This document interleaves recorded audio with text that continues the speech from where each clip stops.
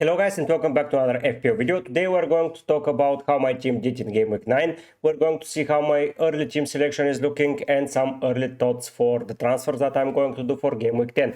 We're going to see how the players have ended the week, where is the team of the week, what we can get from that team of the week, is it going to be popular going forward or something like that. Just we're going to investigate. Then we're going to see what are the initial thoughts about the transfers. As you can see already, the players, some of them have left many sides, some of them have been brought in, so it's interesting to monitor that. And at the end of the day, I'm going to showcase to you my transfer plans and probably how my team is going to look going forward. So let's start with the obvious thing to talk about, and that is the team of the week.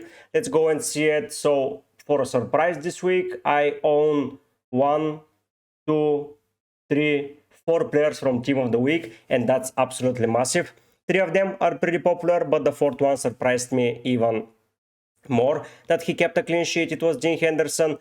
To be fair, I did not expect that. Let's be real, it has been a pretty harsh season for Palace so far. They haven't won a game yet. They kept only 1 clean sheet, and if someone said to me that the clean sheets that have been kept for Palace would be against Spurs and against United, I would have said that you are crazy. But yeah, games easy like Leicester, even Everton, they've conceded 2 in those, and he hasn't performed. But this week, he did it well, and he did an amazing job. So yeah, the rotating keepers, it's not a good strategy. You have to believe in your keeper. Sooner rather than later, he will bring you points. Elsewhere, Gvardiol, once again, an amazing performance. I think that if you're looking for a defensive enforcement in your team and some reinforcement to help you, I think this is the guy to go for. He has been so attacking. I know that he has scored some lucky goals, especially against Wolves for a 0.02,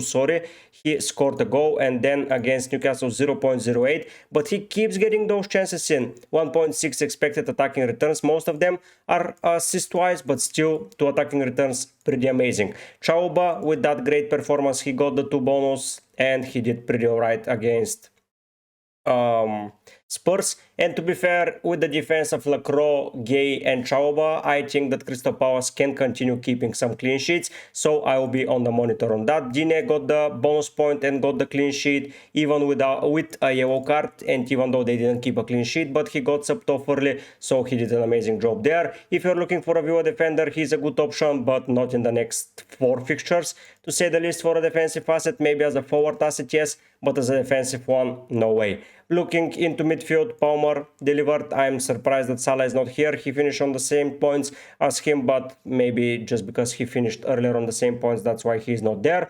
But yeah, 3 bonus points a goal from 0.05. This guy has been exceeding his goal scoring potential massively, but that's because he's an amazing player. And I think that he is doing well. Casemiro surprised a lot of people with the 3 bonus and with that goal, but still, it was an okay performance. Iwobi, 11 points. That showcases that Fulham midfielders, everyone can deliver. Smith Rowe finished the week on 6 points.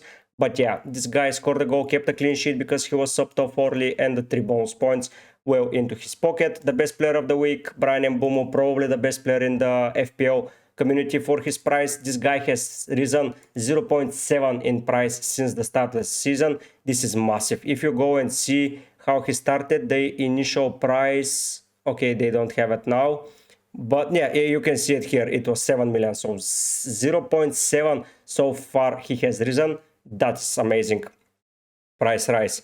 Up front, Wood delivered.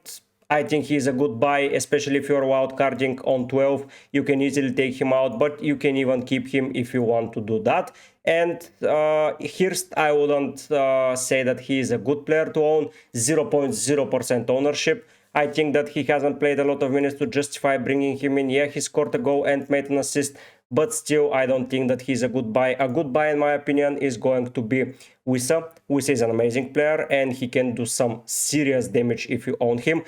When he plays, he scores, guys. Like in the first 3 games and a half, he got 3 goals, and then he came back with a goal and an assist. So basically 4 goals expected, 4 scored. He is very much scoring the underlying numbers that he delivers, especially against Palace, spot on. Against Southampton, spot on. Against City, he was exceeding, but that goal was good. And against Ipswich, he exceeded his expected goal. He didn't exceed his expected goal. So yeah, around what he creates and he's created for him, he turns it into gold. So I would genuinely consider him to be brought in as a replacement, especially in that fixture run.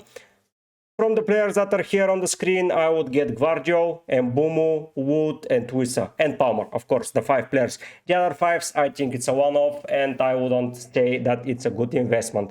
Looking at the status and how the transfers have been, the most popular transfer seen is Mbumu since the start of the game week, almost 200,000 managers, and still this guy is under 40% owned. So if you play FPL, please get Mbumu. If you're an active watcher of my channel, if you're an active player and if you don't own Mbumu, you're doing something wrong. This guy has been the consistency king. Honestly, he has been scoring in a lot of fixtures. From 9 fixtures, he scored in 6 of them. That's an amazing feat. And in 2 of them, he scored double goals. So yeah, please guys, if you play FPL, please get Mbumu.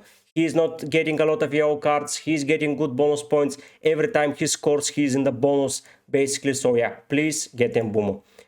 Wood, a good transfer strategy, just monitor if he is fit and if he is going to play. 8 Nuri, yes, if you're looking for defensive reinforcement or to switch some funds around your side, Ryan 8 Nuri is a great guy. He has 5 attacking returns, to be fair, in 4 games. 1, 2, 3, 4. Yeah, but still, this guy has been so offensive. I know that he hasn't kept many clean sheets, but Southampton coming up ahead, Bournemouth, Everton, West Ham, Ipswich, Leicester. If they tend to pick up some points, I think that it's going to be around those weeks.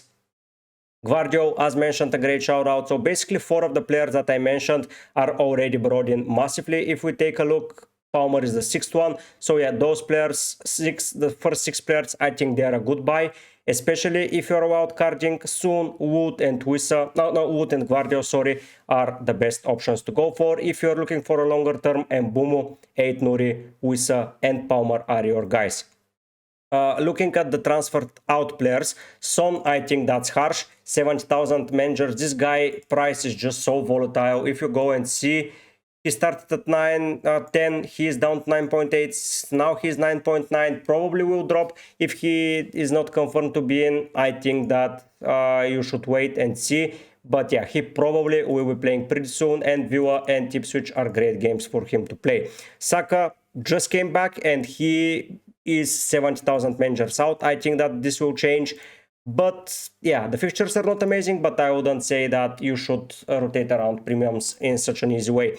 Watkins, I see why he is sold. Spurs and Liverpool, not the best ones, but then Palace, Chelsea, Brentford, Southampton, Forest, those fixtures scream goals, especially those 4. Like Liverpool and Spurs, you can say it's away, okay, but then you have 3 home fixtures in the next 4, and the away fixture is to Chelsea, where on the counter-attack he can do some magic. So yeah, I would say that Watkins, if you're on a wild card in 12, is a sell, but yeah, I would hold him in any other scenario. Luis Diaz is a big problem right now because he is not getting the regular minutes. I think that yes, for the next 3 you can hold, but I would be looking to sell. Honestly, I would not consider getting him. Diogo Jota looks amazing, rib injury, but he has an unknown return date and you can get better players for his price. Looking at the rest of the table, Havertz has been sold. I don't know why. This guy plays well. He misses some chances, but he tends to deliver. He scored in 4 different games, and in 3 of them he was considered for the bonus, so I think that's a good one. Here it was a lucky goal, but still 44 points is as close as it gets to Saka for, to be fair, 20 points down. Maybe not that amazing of a feat, but yeah, still I think that he's in a good position, and he's really struggling because Odegaard is not fit. Gabriel being sold, I don't see why, unless he is injured. Saliba, the same. Why are you keep selling him when he will come back? Maybe because he didn't play. Duran, Welbeck has been sold so many times. I don't get that. Suwanke, Poro, yeah, the others I get. Okay, so now for points wise, this is my rank for the week. I'm 73,500 in the world. I think it's a pretty good rank. If you'd say, today I calculated my returns and Tiver with the Arnold blank basically, and with the Smith Rowe return on my bench, I got more returns this week than the last 3 combined. That's amazing. Like game week 6, 7, and 8, I was so bad. at those games that the combined returns in those three for all of my players are equal to the returns that I got this week. Like Mbeumo delivered twice, Wood delivered twice, a lot of bonus points for my team like Wood, Vardy, Palmer, Mbeumo, and Henderson all in the bonus. Robinson with a late clean sheet removal. That clean sheet would have been pure magic for me, but yeah, they need to finalize the game better. To be fair, I was never playing Aina over Trent. Let's be real, like he can score in every game. To be fair, not happening for him. But still, I think that I wouldn't be betting against him. And if you look at Smith Rowe, away from home, he hasn't delivered so far. Yes, he hasn't delivered, so it wasn't going to be playing for me. But yeah, still a great player and still a good option to gain some ranks. Looking at my team going at game week 10, this is how it looks. Until we have confirmed Gabriel out, I'll be starting Gabriel, of course. I'm not too happy with so many away fixtures, like I have Henderson, Gabriel, Lewis, Eze, Palmer. So 3, 4, 5, 6, 7, 8, 9 players playing away, which, to be fair, it's a bad number. And I don't see it finalizing so good, so I might leave the top 100k at the end of the week, specifically when not owning Salah against Brighton. I think this guy will hurt me the most, and View against Spurs is the other game where Watkins can smash my rank.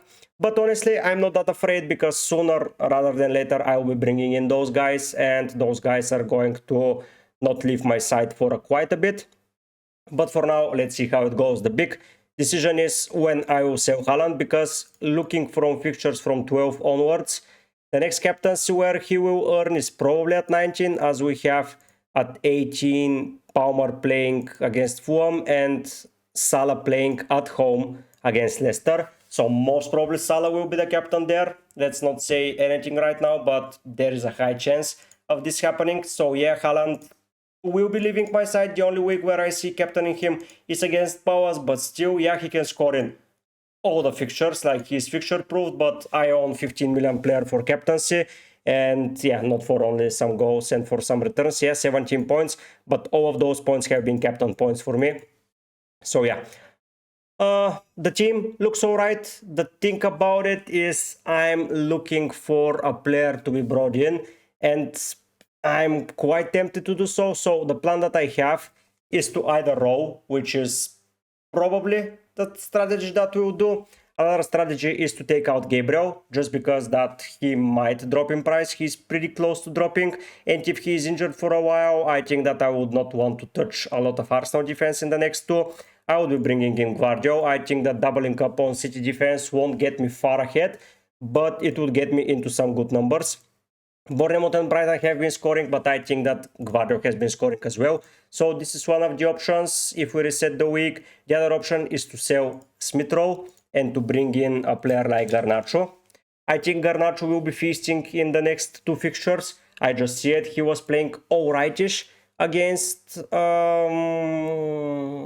West Ham. He played amazingly well against Brentford. I need to see in midweek if he will play or not, but Garnacho is a pretty strong favorite, and then that Leicester game at home, I think it will be good for him once again. So that's the move that I'm counting on. But if I bring in Garnacho to say, I need to bench someone from Rodgers against Spurs, which can happen, not to say that it's not going to happen, or Vardy against Ipswich, which I'm not going to do. With Greaves, Tuanzebe, Johnson, Quark, maybe I'm missing someone out. I think that Vardy will have a good fixture. Looking at game week 12 though, or game week 11, I will probably have to play Smith Rowe against, if I keep my transfer, I'll have to play Smith Rowe there.